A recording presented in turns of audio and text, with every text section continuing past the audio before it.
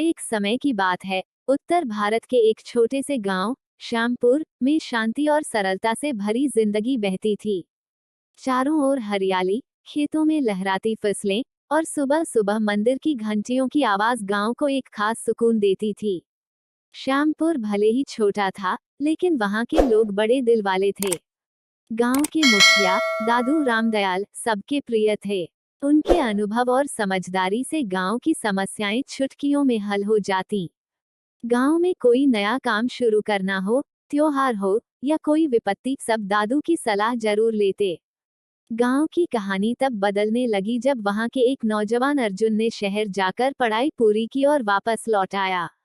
अर्जुन बहुत समझदार और मेहनती था। उसने देखा कि गांव के किसान अभी भी पुराने तरीके से खेती कर रहे हैं, जिससे उन्हें उतना मुनाफा नहीं हो रहा।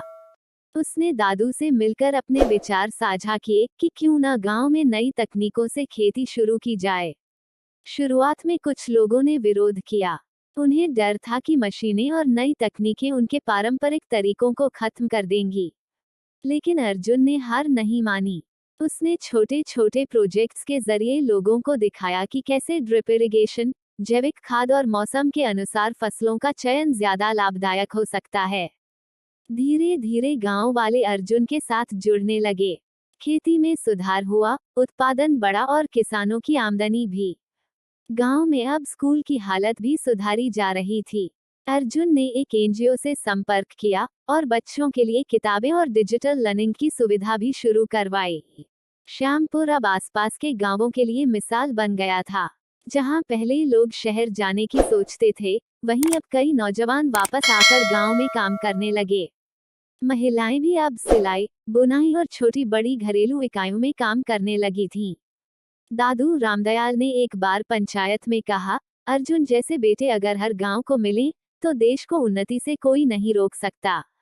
गांव में अब उत्सव सिर्फ त्योहारों तक सीमित नहीं थे, बल्कि हर नई सफलता का जश्न मनाया जाता था।